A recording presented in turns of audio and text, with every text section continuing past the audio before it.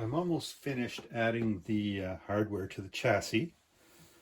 On the outside of the chassis, I've added the output transformer and the reverb driver and the bias adjustment pot here.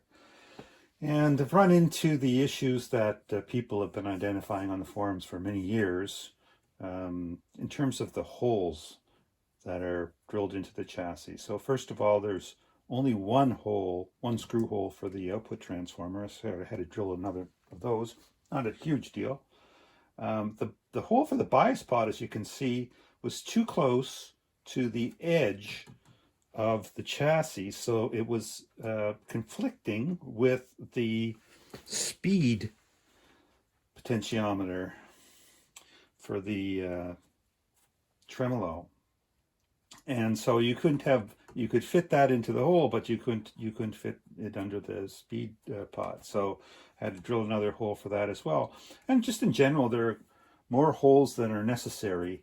So it's just a little confusing with this chassis. And people have identified that for a long time. And I'm kind of surprised that Weber hasn't fixed that.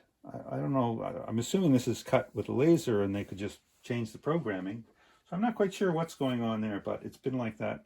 Same kind of problems for everyone. So it's not like they did something wrong on this particular chassis.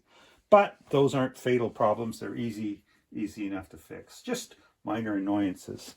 Okay, so let's flip over the chassis and I'll show you what's going on the other side.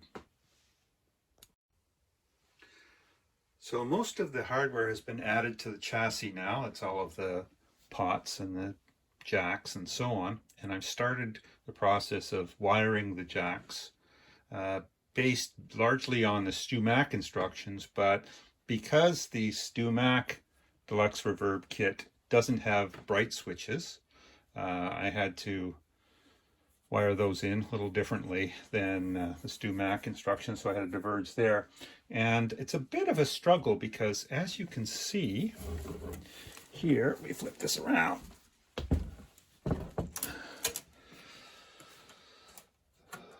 The switches barely go through. They're really recessed into the panel, and that's because this panel is different from what you'd have on the Fender, of course, which would be silkscreen.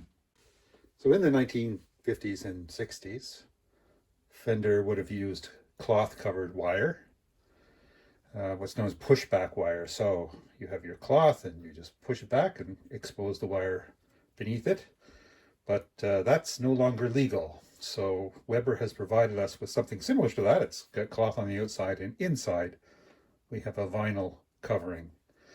And you can just push back just like regular pushback wire. So this is good stuff. I know in earlier Weber kits, and I know because I worked on one, the cloth had a tendency to fray, but this one seems to be pretty good. So good job, Weber.